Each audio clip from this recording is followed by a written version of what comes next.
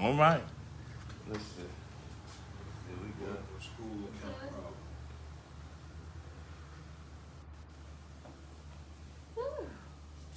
Oh, no, no, no, no, no, no, no. No, no, no, no, no. Karen over there yawning. Okay, welcome to Capital Recovery Center. My name's Michael. I'm one of your recovery coaches. We're here today with coffee and conversation. We're going to slide to the right, slide to the left. It's like, how y'all doing today? We already here. We in the building. You could tell we had our coffee, right? We had our coffee already. We got some water for you today. Yeah. But anyway, my name's Michael. I'm one of your recovery coaches here at Capital Recovery Center. And I am Craig, also one of your recovery coaches here. And I'm Karen, also a recovery coach. So we'd like to welcome y'all to our coffee and conversation, which we have every Tuesday at 10 a.m. We also have another all recovery meeting at Thursday at 1 p.m. So today we would like to, we got any announcement, any roles? Yeah, Recovery on Wheels will be out tomorrow on Franco's Market. Nice. In Bridgeton, it's right across the Upper Deerfield Municipal Court building. All right. What about the walk Friday? Right. Our walk is on Friday at 11 in the morning, and we meet at Mayor Atkin Drive and Washington Street. And that's downtown Bridgeton, if you will, by the Salvation Army. Other than that, we're going to go over what is addiction, definition, signs, causes, and consequences. This is another handout we received from the Addiction and Recovery.org website. They have a host of things that are free for you to use for your own personal edification. And you can use in a group setting or on live like we're doing now. Again, we got this material from the Addiction and Recovery.org website. We would like to thank them for providing stuff for the world to be able to use. What else we got? Well, this Thursday we have all recovery meeting. All recovery on Thursday. Which is virtually from 1 o'clock. Please check us out. Listen, there's a lot of information, good stuff, so come on in. Got a lot for you, man. We're excited about being here. If you have any need for any assistance, we will be doing like a live stream soon, and we will be going over all the services that we provide. That's what we're going to do 1 week. We're going to figure out how we can bring it to you so we can let everybody know in our community about everything that we provide, right? That sounds great. That would be nice, I think so. All right, let's go. How or what is addiction? People use drugs or alcohol to escape, relax, or reward themselves. Over time, they can make you believe that you need them to enjoy life or that you can't cope without them, which can gradually lead to dependence and addiction. The term addiction is debatable on both sides of the coin. You can say substance use disorder or whatever terminology you may like to use. Don't get stuck on the terminology. We're talking about people's lives. So a lot of times people get stuck on phrases or terms, and I don't want people to get stuck on that. So if you hear us mention addiction and everything, we are consciously aware of terminology, substance use disorder. So, definition of addiction. An addiction must meet at least 3 of the following criteria. This is based on the criteria of the American Psychiatric Association, the DSM-4, and the World Health Organization. Number 1, tolerance. Do you use more alcohol or drugs over time? That's your tolerance. Do you use more alcohol or drugs over time? Withdrawal. Have you experienced physical or emotional withdrawal when you have stopped using? Have you experienced anxiety, irritability, shakes, sweats, nausea, or vomiting? Emotional withdrawal is just as significant as physical withdrawal. Wow, that's true. Limited control. Do you sometimes drink or use drugs more than you would like?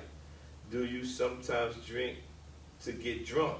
Does one drink lead to more drinks sometimes? Do you ever regret how much you used the day before? These are all criterias, and you need at least 3 of these criterias. They have mild, moderate, and severe. If you meet 2 to 3 criterias, that's mild. If 3 to 5 is moderate, thanks. And 6 and more is severe. I know that's because it's too. But negative consequences. Have you continued to use even though there have been negative consequences to your mood, self-esteem, health, job, or family? Have you continued to do it and you receive negative consequences? Neglected or postponed activities. Have you ever put off or reduced social, recreational, work, or household activities because of your use? Significant time or energy spent. Have you spent a significant amount of time obtaining, using, concealing, planning, and recovering from your use? Have you spent a lot of time thinking about using? Have you ever concealed or minimized your use? Have you ever thought of schemes to avoid getting caught? Desires to cut down. Have you sometimes thought about cutting down or controlling your use? Have you ever made unsuccessful attempts to cut down or control your use? These particular things right here are criterias, and if you have met at least 3 of these things, then you know without a shadow of a doubt that you are addicted to whatever substance or alcohol you are dealing with. Next. Kevin, if you want. Stages of addiction. There are different stages of addiction. The early stage is a functioning individual with addiction. They still have a job and their relationships are intact, but their life is suffering because of their addiction. That is the most common scenario. You don't have to suffer major losses to have an addiction. What? See, a lot of times we was just talking, Craig and I was just talking about someone, and we was talking about how we seen them, they had a nice job, they had a nice vehicle, and that does not actually disqualify them for having an addiction to something. So it says you don't have to suffer major losses to have an addiction. They possibly haven't suffered major loss, but still have a particular addiction to something. So you don't want to put that one category and say, well, they didn't lose everything, so they can't be struggling. Well, I want to say not yet, because eventually that's what comes. At some point, they could be meeting 3 of these criteria. Yeah. You know, within their lives, that just haven't been severe or major losses. Right. They meet the criteria that qualify or classify based on the DSM that they have an addiction or gradually lead to dependence on the addiction, but they haven't suffered major losses. And yeah, I always say if you continue to do it, that all those things will follow. The late stage of addiction is the non-functioning addict. They've lost their jobs and have to use every day. It's what people think addiction is like, but that stereotype is rare. It's very rare. That stereotype is very rare. The consequences of addiction gets worse over time. Addiction is a progressive disease. It's never easy to quit. But if you've already suffered negative consequences and don't want them to get worse, there's never a better time to quit than now.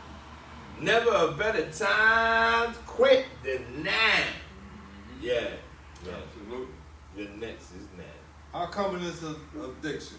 Approximately 10% of any population is addicted to drugs or alcohol. Addiction is more common than diabetes, which occur in approximately 7% of the population. That's a high number. Addiction crosses all social economic boundaries. 10% of teachers, 10% of plumbers, and 10% of CEOs have an addiction. The term alcohol addiction, alcoholism, and dependence are all equivalent. Different terms have been used over time in an attempt to overcome the stigma of addiction. See, I was just talking about different term. I was just saying that, and I didn't read that page. But don't get stuck on a terminology, because the term, sometimes we spend a lot of time discussing the terminology, and we forget that we're talking about a person. So I really don't get stuck on it. I know I'm 12 or 13 years removed from drugs. If somebody say you're an addict, I won't say I'm an addict. That's the term you use. I would never actually say it for myself. So, yeah. And when you look at some of the stigmas associated with addiction, you know, we always have this picture of those who are either homeless or just committing crime. And here in this article it says plumbers, teachers, often, you know, people succumb to these things, and that may be the end result of them doing those things. But we look for a person with addiction to be homeless on the streets. yeah, The person walking right next to you, wherever you are right now, that person next to you could possibly be having a struggle with an addiction. Yeah. It's very common. Yeah. It says, he said, it's more common. Addiction is more common than diabetes. That's powerful. A lot of people struggle with that. That's like, wow, that's a lot of people. And it's very common, man. And we are here as Capital Recovery Center, as recovery coaches, to be able to refer you to all the services that you possibly may need, even if it's outside the scope of what we provide. We just want people to reach out to us in hopes of helping them in their recovery path, or directing them to inpatient or outpatient treatment that they possibly may need, or whatever services might be needed. We just want you to let you know that we are here as recovery coaches and try to help you. Where we at? Causes of addiction? Family history. About 50 to 60% of addiction is due to genetic factors. Poor coping skills for dealing with stress. That's powerful. Negative thinking, such as an all or nothing approach to life. Underlying anxiety or depression. Now, family history, it has a 50 to 60% of addiction. I believe, my personal opinion, I believe it's how the individuals how they process it. The only way I can explain it is this way. Even though 50 to 60% addiction is due to genetic factors, I have 3 other siblings. My mother and my father experienced with alcohol and drug substance abuse. My siblings have not. I did. I believe it's because how we process what we see. I felt I processed it like, well, if my mother and father can do it, then it's a party. My siblings process it like, if my mother and father did it, I don't want to do it. So I think the genetic part is accurate. I just think it determines how the child or the individual process it. Right, because as you speak, I'm thinking about negative thinking, such as an all or nothing approach to life. Yeah, negative. You know, and I can relate to that. You know, me myself, poor coping skills. That's one of the things that I struggled with early on as a youth, and so my thinking was something I chose to do. You know, I didn't have to do it. It wasn't forced upon me. It's just negative thinking. And a lot of times when they say, when you put in these environments, they don't have to be genetic. Yeah. But sometimes, you know, your social, you know, they call it biosocial, you know, type of thing. But anyway, sometimes you could be in an environment and that's all you see. Yeah. But that don't mean that you have to participate in that. You know, I hear a little growling going on, but I don't know where it's coming from, my left or my right. There's no one on my right. But anyway, sometimes we have to remove ourselves from negative environment because negative environment can influence the way we think and how we respond. So That's can good be stuff. something. And another bullet under causes of addiction, it says poor coping skills for dealing with stress. If you remember when we started out, it says people use drugs or alcohol to escape, relax, or reward themselves. So all of that stuff that comes about, if you have poor coping skills, another thing that we like to teach people as recovery coaches is to develop new coping skills, because most people resort to using whatever substance they were accustomed to using when they face a stressful situation. However, if you develop new coping skills, not only develop the coping skills, but utilize the coping skills you develop. Because a lot of times we develop coping skills but never utilize them. So if we help you with your own strengths and versus your weaknesses to develop coping skills to deal with stressful situations, it eliminates the option of you going back to the substance abuse that you used to do. And another thing I want to add, it just popped up in my head now that we discussing. I was doing some studying over the weekend, and the word the word slip, because we use that in a lot, slip or relapse. And so I learned that a slip can be because of a treatment plan. Yeah. And so if we give someone a treatment plan and they have a slip, change it. Remember you was talking about? Yeah, I know. Because that ain't work. It ain't work. That, Mike? You say, if you have a relapse prevention plan in place, right, you relapse. You have a plan. You have a plan that you're going to try. And then in the process of you walking out your recovery walk, you relapse, slip, whatever you want to call it. I don't care. You went back to what you used to do. The relapse prevention plan that you had in place must be modified. It didn't work. So something in that plan, it might not have to be a minor or a major adjustment, but there must be some adjustments to your relapse prevention plan. Why you say that, Mike? Because it didn't work. If you relapse, then whatever plan you have in place, something's wrong, something's flawed about it. You must change something about. You can't use the same plan. I was talking to a friend who had recently relapsed. I said, whatever you had in plan, or your study habits, or going to meetings, going to recovery coaches, talking to your psychiatrist, whatever you had on your plan, you have to change it. You have to modify it because it didn't actually work for you. So that's the truth about that. Valid. Yeah. So let's go to family history. What we got? We rolling here today, man. We on fire today up around here, man. This is what happens when you get a day off, you get your little rest, you come back on fire. You know? Nice hot. Not hot. Some days you just gotta take a day and don't do nothing. You need it. This is called self-care. Self-care. All right, who got family history? Says family history. Genetics explain 50% of whether an individual will develop an addiction. This is proven with twin studies. When one identical twin is addicted to alcohol, the other twin has a high probability of being addicted. A high probability. Remember, it depends on what how that person factors in.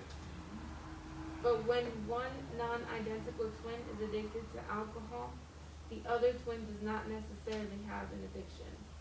Based on the differences between the identical and non-identical twins, studies have shown that 50 to 60% of addiction is due to genetic factors. That's a big number, 50 to 60%.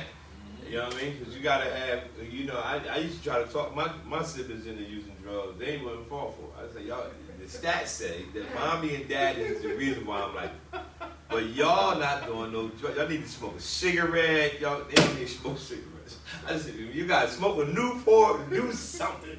we gotta keep the stats right. Like y'all don't want to mess up the psychiatrists and stuff what they got here, but it wouldn't work. It wouldn't work. But anyway, family history is very important. You should eliminate high-risk situations, what I call high-risk situations. You should remove yourself from when it's in your control, especially when you have a family history of substance abuse. Right. All right. Because certain stimuli can contribute to Yeah. the person use. Poor coping skills for stress. Stress is an important risk factor in addiction. It is especially important in the transition from moderate drug use, just use that word, to dependent drug abuse. Stress is a risk factor for a few reasons. First, the more stressed you are, the more you will want to escape or relax, and that is why people, that's what it says. It says, first, the more stressed you are, the more you will want to escape or relax. And that is why people turn to drugs or alcohol. Second, when you are stressed, you tend to do what is familiar and wrong instead of what is new and right. Therefore, you are more likely to fall back to your old ways. Anywhere but back. Listen to me, man. Listen. He read some powerful stuff, man. I just love it. He said, when you are stressed, you tend to do what is familiar. You do what is familiar. So you have to basically come up with a new normal. You got to change some stuff, because when you get stressed, the thing that happens is whatever comes out of your mouth, that's what you do. So you get stressed, what do? I train myself, this is on my own personal way. I love the gym, or I love working out. When I'm stressed, I go to the gym. It's a twofold thing. I'm stressing, but the workout is going to benefit my body, not hurt it. You get what I'm saying? Like, yo, I'm mad or whatever I'm going through. I'm working out, I'm running, I'm lifting weight. But in turn, instead of hurting myself, which I used to do when I was stressed, I would get drugs, which was actually killing my body. Now I switched it. Now when I'm stressed, I go to the gym, which is actually helping my body. This is very simple strategy. Don't complicate it. You just need to find something to do instead of going back to your familiar. You have to replace that. Something to do that might be beneficial. You might don't work out. You might walk. You might jog. You might read a book. You might just sit by the beach. I don't know. Go fishing. Do something. Right. But you have to change what you used to do and find something new to do. Ooh, that's a tweet, man. That is a tweet, because you use the word change. I want to use the word challenge. Because I challenge a lot of people that who lived a certain lifestyle, whether it be drugs or a life of committing crimes. You know, it's easy to go back to what you accustomed of doing, you know, especially when you are so used to knowing how to be manipulative and deceitful. And so I use the word challenge because I said, you know what? It's easy for me to go back to my old lifestyle, right? Because, you know, that's what I'm familiar. But when I start to challenge myself and say, you know what? Let me get some more skills under my belt. Let me learn some new techniques. Yeah. You know, and let's see what the outcome would be. And I found out that by me applying myself, not only in theory, but through application, nice, I have gained greater results. Look at me. Look at me now. Look at me now. Came a long way, man. I'm on top of the world. Top of the world, man. You should be dressed up trash can. But look at you now, man. You got a trash truck now, brother. Rolling in trash. Rolling, man. Good stuff. Hey, but listen, man. Find new ways. You gotta switch it. You gotta find new ways. You can do it. Trust me. Oh yeah. Let's go. Negative thinking. Negative thinking is the next one. All different types of negative thinking make you feel stressed, uncomfortable, irritable, and discontent. When you think in an all or nothing way, you see your life as either going perfectly or horribly. You see your options as either good or terrible. Feeling like that makes you want to escape, relax, or reward yourself. which can lead to drugs or alcohol use. Listen, you have to change the way you think. In the morning, I got this particular scripture in my head that I never forgot. It starts off, I don't know the address of the scripture, but it says, I think myself happy. And no matter what my present situation is, I think myself happy. My day can start off terribly. Before the end of the day, I'm going to find something that makes me say, you know what, it's okay. Because I think myself happy. I start thinking about the opportunities that I have in my life. I start to think about all my children that are still alive and able-bodied. And I think about something, but that's something you have to do. I cannot change your thought process. Only you can do that. So all your negative thoughts, start to weed them out and think about positive things that you have in your life. Some people going to say, I ain't got nothing positive on my life. Well, ask the neighbor, can you use some of his stuff? You just need to think yourself happy. You see him doing good, just start talking about, you know what, my neighbor got a new house. My neighbor got a new job. Something, you got to change the way you think. Go get some of his energy. Go get You got to think yourself happy. Negative thinking is one of the causes of addiction. You have to think your way happy out of it. Let's move. We're doing good here. What is it? Underlying anxiety? Yes. Underlying anxiety or depression. Approximately 15 to 30% of people with addiction also suffer from underlying depression. The combination is sometimes called a dual diagnosis. Anxiety and depression can lead to addiction. Addiction can also cause anxiety and depression. People who have the dual diagnosis often use drugs and alcohol to escape the feeling of anxiety and depression. They have a repeating pattern of staying sober for a while and then relapsing when the feelings become overwhelming and they try to escape them. Mental health and substance abuse. Sometimes they tie in hand in hand for some people. And they just talked about the mood swings that people go through of anxiety and being depressed. You know, and so you have to treat one first before you can treat the other. And so some of our recommendations, well, you tell me, Mike, here's a guy who just completed a CADC, he's a clinical counselor now.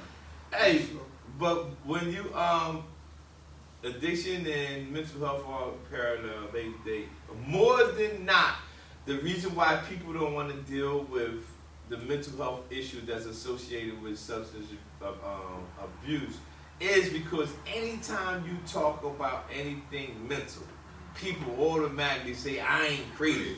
That's not mental. But they automatically would say, well, I got a substance issue, but I ain't crazy. But that's not the issue. If you are in a situation where you have an anxiety issue or depression issue, we can also refer you to services like that. So if you out there or you watch this video at a later date and you have those issues, you can always call us 856-391-7449. And you can reach out to us and we can refer you to. We are not mental health experts, but we know the associations that are closely connected with substance use and mental health issues, and we understand. So don't let or fall for the trap that when people start talking about mental health, we saying you crazy. Trust me, we're not saying that. You might be, but I'm just saying, listen, I ain't the person that's going to diagnose you with that. I'm just telling you, don't let that stigma, if you will, associated with mental health make you think, oh, I ain't crazy.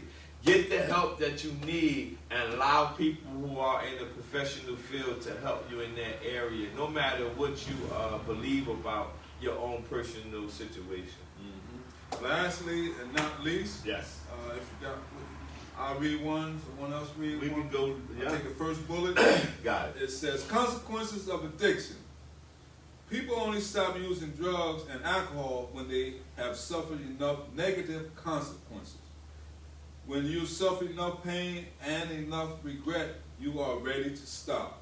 You are ready to stop when the two sides of addiction collide.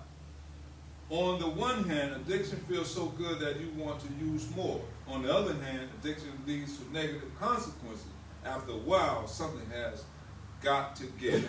A light bulb go off. Something. Bing! Hey, this is not working.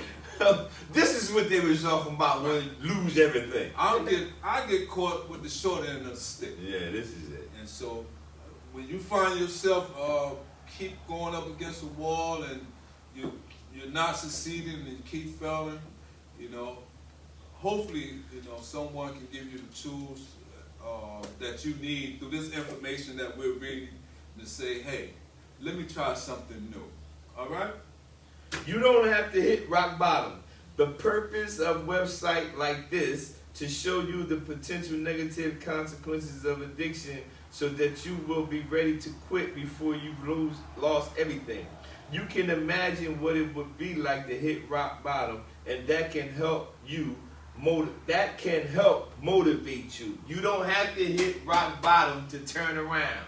Most people run into the wall and then say it's a wall there. No, that wall been there.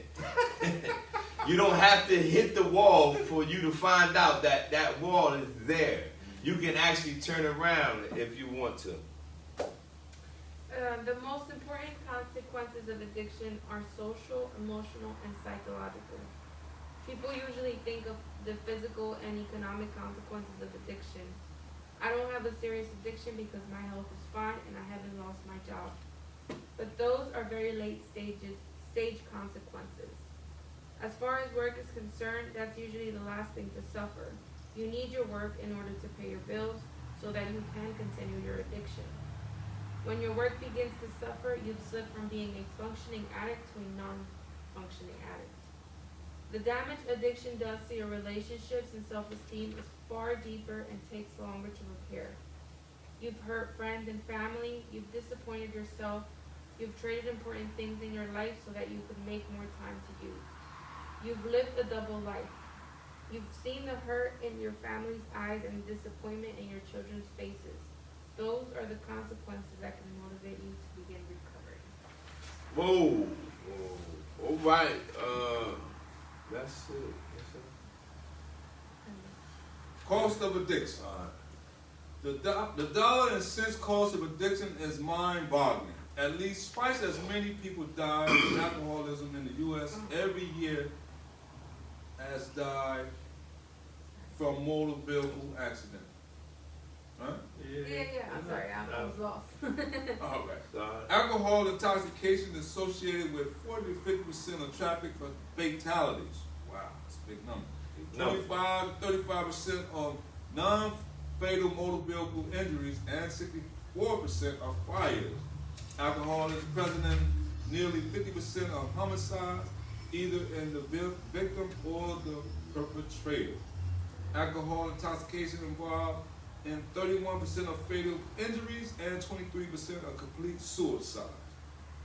One study found that 86% of homicide offenders, 37% of assault offenders, and 57% of men and 27% of women involved in marital violence were drinking at the time of their offense. Now, those are What is statistics. addiction? Thank y'all for tuning in today. We did What is Addiction from the website addictionandrecovery.org. The title of this particular video or lesson was What is Addiction? Right. Definition, signs, causes, and consequences. Again, my name is Michael Williams Jr. I'm one of your recovery coaches at Capital Recovery Center. And my name is Craig, and I'm also one of the recovery coaches here at Capital Recovery Center. I want to leave you guys with this. Yes. Information is not transformation, only when it becomes conversion. Nice. So we can give you all the information you want. Yeah. It's not going to transform you until you're ready to convert and conceive the information properly. And I want to say you have to change what you used to do and find something new to do. Come on with it. And with that, we thank you for tuning in, and we see you Thursday at 1 p.m. That's right. All right. Good stuff. All right. Wonderful.